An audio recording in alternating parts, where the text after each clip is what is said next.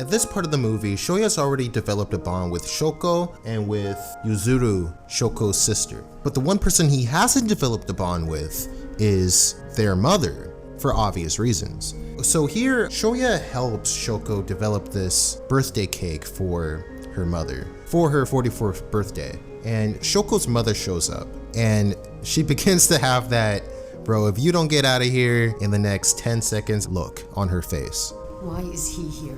What is that boy doing in our kitchen? And she demands for an explanation as to why he's there in the first place, because obviously she wants nothing to do with him. Don't be like that. It's a party. We're supposed to be celebrating. So Yuzuru encourages her mother to lighten up and to accept Shoya for who he is at this point in time, not for what he's done in the past. But here's a very dark realization I'm having right now that, we pause right here where they're all sitting at the dinner table, forming a decent bond with each other, right? And none of them realize Shoko's mother, Yuzuru, and Shoya, they're all unaware of the fact that Shoko wants to kill herself, that she's about to do the unthinkable within the next couple of hours. They're completely unaware. Moments like this, they exist in this life, right? Where we're unaware of how the person we're sitting next to actually feels, like what they're actually planning on doing, how they feel about their existence. And that's why it's always important to be kind. You never really know what anyone's going through, even though somebody may look like they're in a good mood, even though somebody may look like everything's okay, even though somebody may look like nothing's wrong. That person could be going through so much suffering. You would never know because society encourages us to always put a smile on our face, to always force this false perception of who we actually are so that we may be accepted in our community. Could that be part of the reason why Shoko feels the way that she does? So in the fireworks scene, Shoko says her final goodbye to Shoya. Shoya at this point, he's now realizing what Shoko is about to do. He thinks that Shoko is just going to study for some school assignment or something. But she secretly has these dark thoughts in her mind about who she is as a person and about what she's about to do within the next couple of minutes. Shoya follows Shoko because he is told by Shoko's sister that he needs to get a camera. But to his shock, he notices Shoko climbing on the balcony, about to do the unimaginable. And he runs as fast as he can to grab her, and he just prays to God that God would give him the strength to save Shoko. He starts to contemplate how he used to unfairly treat her, how he used to unfairly pick on her, how he used to treat her in the past has created a butterfly effect that has led to this moment right here. And this, ladies and gentlemen, is the full extent of what hatred can do to a human being. It can lead to this. He prays, he says, God, if you save her, I promise to look people in the eye, I promise to open my heart, that he'll be better in general. Starting tomorrow, I'll listen when people speak to me. And here's a very devastating realization he has in this moment where he not only notices the scar that he gave her all those years ago, but he also starts to ask himself, what does this person really think about me? Because he still hasn't found the answer to that question. He has no idea how Shoko really feels about him. That's the unfortunate part about death sometimes, that we're not able to get all the answers we're looking for. Let's say Shoko's attempt was successful.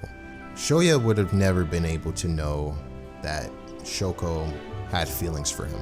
He would have never known that. He would have always assumed probably the worst case scenario. And that's why it's important to treat people kind now while we still see them. That way we're not thinking about what if I would have did this or what if I would have did that, and the least we can do is to be loving in the moment that we have with each other right now. And that's what I got in this scene right here. How important it is to love one another like how Jesus loves. So Shoya falls in the water, but he is able to save Shoko's life. So it's a bittersweet victory. Shoya's able to survive the fall, and in the hospital, Shoko's family apologized to Shoya's mother for what could have been. You know, how devastated they feel Shoko would go to that extent to end her life in that kind of way, that they wish it never happened to begin with, and Shoya would have never gotten hurt. They completely forgive Shoya in this moment because they realize the transformation that he's had. It's not something to take for granted. Shoko's mother finally realizes that truth in this moment, and we can see right here she's apologizing for not treating Shoya with the respect that he deserves. This is a beautiful connection that they have, that Shoko's mother is just glad that Shoya's okay, and Shoya's mother is just glad that Shoko's okay. But this connection right here just makes you dislike Nyoka even more as a character. Nyoka is flat out bullying Shoko after her suicide attempt. In her defense, maybe, it's likely due to the fact that she really likes Shoya. However, that doesn't justify this scene right here where she's flat out wrestling Shoko and giving her even more bruises than she already has. So then Shoko's mother gives her a taste of her own medicine and decides to pick a fight with this kid who really could use a good whooping. After all this went down, Shoko once again has nothing left to say other than I'm sorry. I'm sorry, I'm sorry, I'm sorry, I am so sorry, and she cries as hard as she can to Shoya's mother, saying that all of this is her fault. And you just feel for the poor girl in this moment. If it isn't already clear by now, suicide isn't a joke. This is a very serious topic. And right here, Shoko's mother and her sister, they start to think about what they could have done differently to prevent this suicide attempt from happening. It leaves the both of them with a lot of dark emotions. What a love story this is, that Shoko feels like this is all her fault, while Shoya feels this is all his fault. It's almost like the two of them were meant to be. Very similar to what Shoya did with Shoko's family.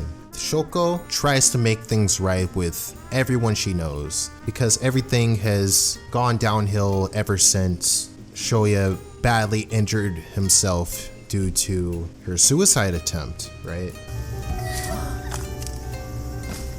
We were all so worried about you.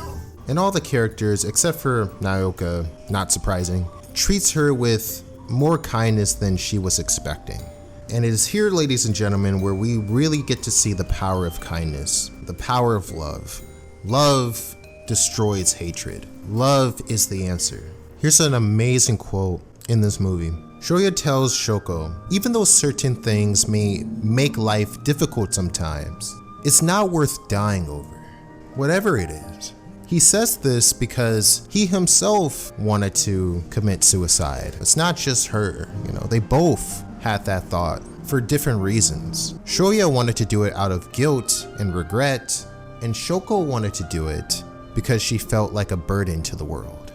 Both of these reasons can be solved with a little bit of love.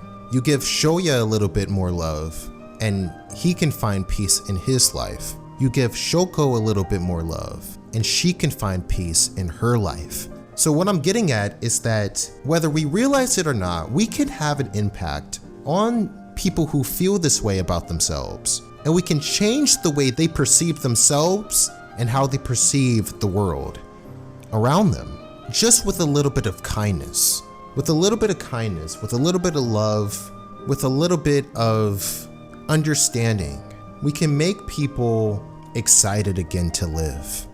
That is the power of love. Shoya asks Shoko to teach him how to live because he feels like he's been doing it wrong until this point. And he once again cringes at his suggestion, if you will, in a very likable, relatable way.